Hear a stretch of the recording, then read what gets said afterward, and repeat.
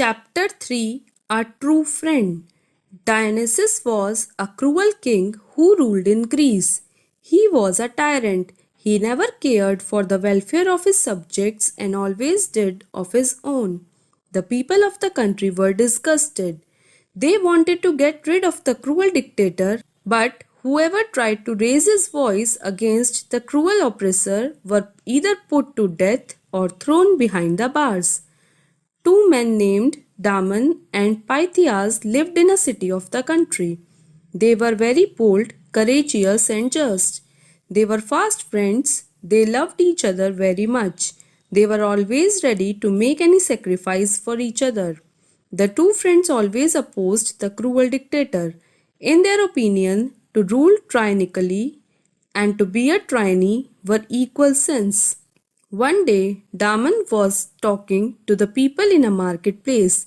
He was advising them to be bold and oppose the injustice of the cruel king. Some soldiers were passing that way. When they heard Daman speaking against the king, they arrested him and produced him before the king. The king was in a great fury when he heard everything. He ordered his soldiers to throw Daman into the jail and decided to punish him severely. Next day, the king ordered his soldiers to present Damon before him. Damon, handcuffed and tied in chains, was brought in the royal court.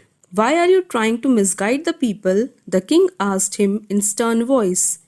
"I am only telling the truth." Damon was as bold as before. At this, the king was so annoyed that he sentenced him to death.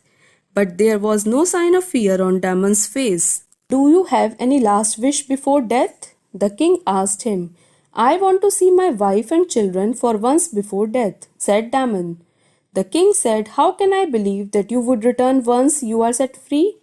I can grant your request only on one condition. You will have to arrange a person who would stay in the jail till you return, and if you fail to turn up on time, the person will be killed in your place."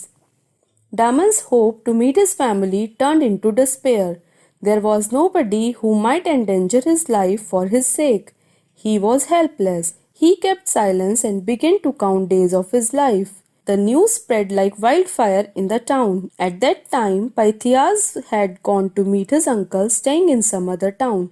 When he came to know of the incident, he rushed back and appeared in the court. "I am ready to stand as security for my friend," he said to the king. "You can take me as a prisoner in place of Damon," he added. "But are you aware of the consequence?" the king warned him. "If your friend fails to keep his word on due date, you will be put to death." "It would be my good fortune if I can sacrifice my life for the sake of my friend," replied Pythias. The king was surprised to hear such a bold declaration. He wondered how a man could put his life at risk for the sake of his friend. However, he ordered his soldiers to make Damon free and keep Pythias as prisoner in his place. When Pythias came to stay in the prison, Damon said, "My friend, I shall never be able to repay the debts of your kindness.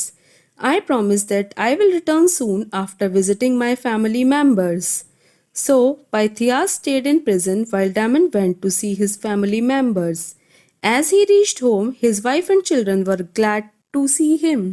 They requested him to stay home for some days, but he was eager to return as soon as possible.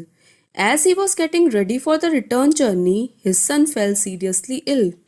Therefore, he had to postpone his journey and stay at home a little longer. While in the jail, Pythias prayed to God every moment that his friend should not return, so that he himself might be put to death. He was glad when Damon did not report back in time. However, the people and the king made fun of him.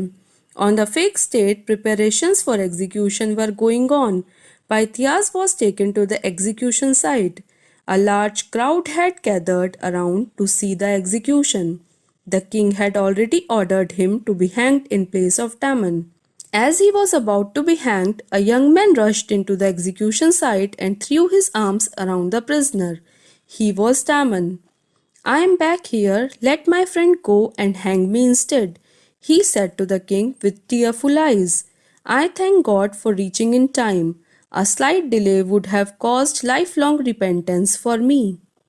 But Pythias was dejected. Couldn't you postpone your arrival by a few minutes? You need not have to come at all. A little delay would have enabled me to do my duty as a friend, Pythias said to Damon. The king, who was watching everything, was moved at their great friendship. Both of you are incomparable, he said. I have never seen such a friendship in my life. I set both of you free. Go back to your own places and spread the message of love, friendship, and sacrifice among the people. I also promise that from now on I shall never be cruel to anybody. He then ordered his soldiers to release both the friends. The example of friendship set by Damon and Pythias is rare.